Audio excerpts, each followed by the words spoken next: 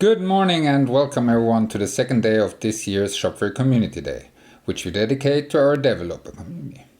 This is my second talk, and what I really like about the fact that this year's Community Day is online only is that we have the chance to meet many more members of our great community. Especially since the launch of Shopware 6, a huge part of our growth comes from outside of Germany.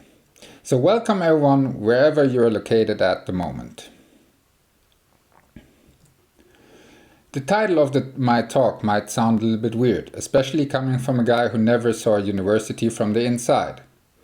So let's stick to the English translation, which is Where are you going? By now you should have figured out that this talk is not going to be too technical. The idea is more to give you a rough understanding about the direction Shopware is going and what we are focusing on. But before taking a look at what's ahead of us, let's recap how Shopware has grown since the last Community Day when we introduced Shopware 6 to you. It started with the early access release last year, which was intended to gather as much feedback as possible. I think I'm not surprising you when I tell you that this is something which worked pretty well. All the feedback we received helped us to address the right things and in the end led us to the first supported release, Shopware 6.1, early this year. Just a few weeks ago, we released Shopware 6.2, including many fixes and new features which got improved by our newest release this week. Our release this week was something special, because it was the first release for Shopware 6 coming out of a boost day. I think Niklas will tell you more about the boost days in his talk afterwards, but I have to mention that I'm really proud of what was achieved together with you, our community, on that day. Thank you to all of you who attended and who gave us feedback, which is very valuable and will help us to improve in the future. Another big thing we have been working on is the release of Shopware's first cloud product. Our team has been working hard since the last Community Day and has been able to hold their promise, which makes me really proud as well. Enough about the past. As already mentioned, this talk is more about the future. As Stefan announced in the keynote yesterday, we will make our roadmap public to all of you within a few weeks, and this will give you direct access to the current status of the product development. The items displayed on the roadmap are directly connected to the epics in Jira, so you can be sure that everything is always up to date. I have chosen to give you an overview of the short-term priorities of and for our roadmap, rather than highlighting single epics, especially since you will get access to the detailed information very soon. The most important tool for all decisions we make will always be your feedback. Why is your feedback so valuable and essential for us? I can tell you. It helps us to ensure that we are doing the right things and gives us the opportunity to adjust if we're not doing so. In the end, your feedback helps to constantly improve Shopware as a software, and therefore your feedback will influence our upcoming planning sessions more than ever.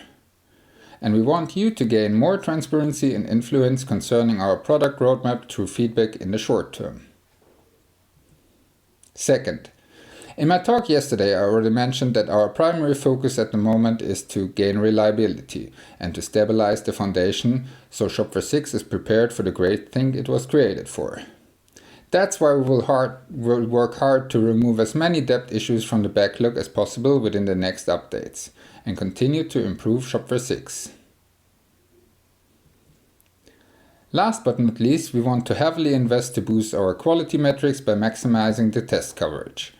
Ramona and Jan will have a session later which digs deeper into testing and gives you a better feeling in which direction we will move on.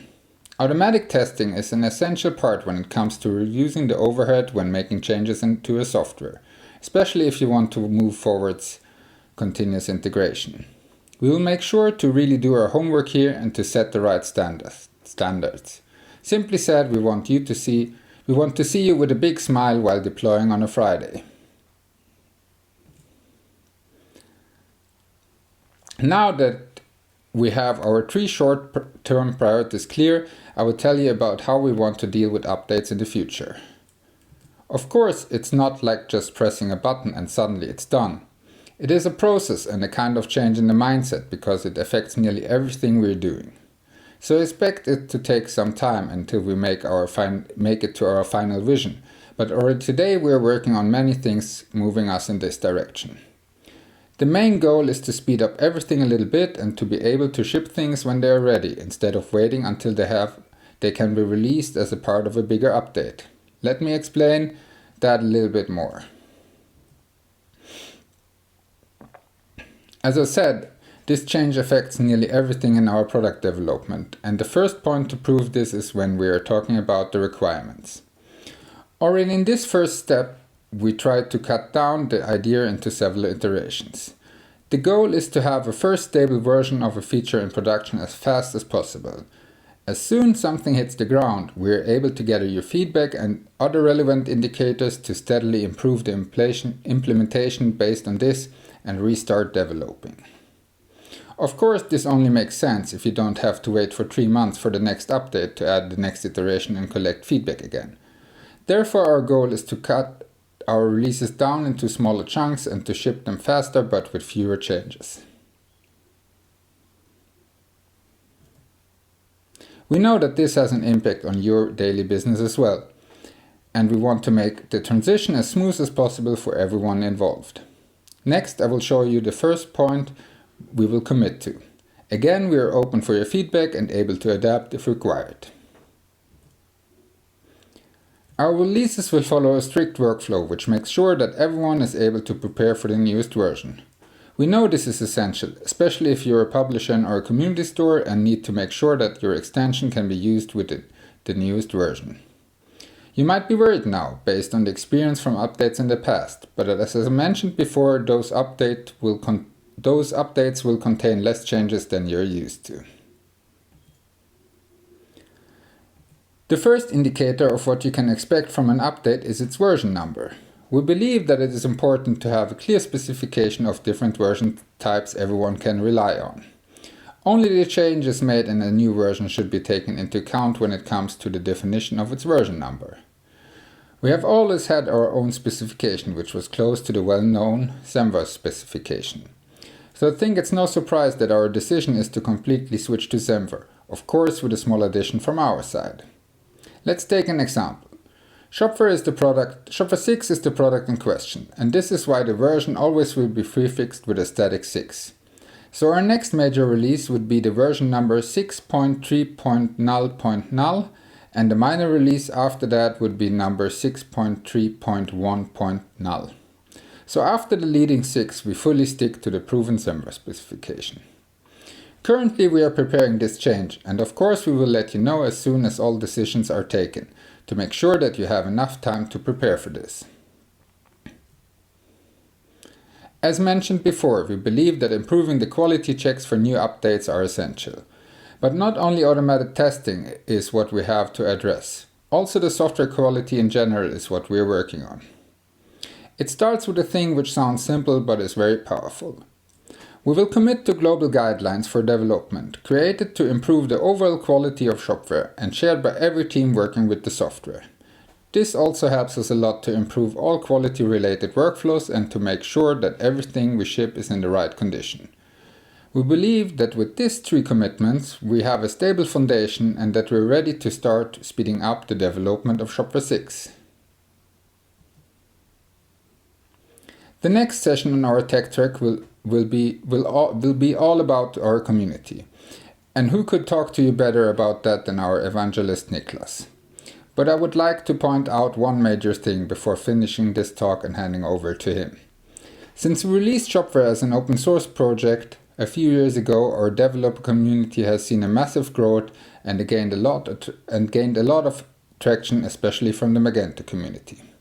We think this is really amazing. But on the other side, we know that this is nothing we can take for granted. Therefore, our commitment to you is that from now on we want to support our contributors in the best possible way. Better said, we want to make contributions great again.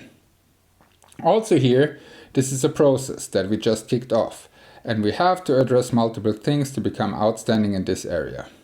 What I already can tell you about is that we started to set ourselves a kind of internal service level agreement, which gives us the chance to benchmark ourselves and to improve working together with the community. For example, we defined how fast we want to give feedback to a pull request or a developer ticket.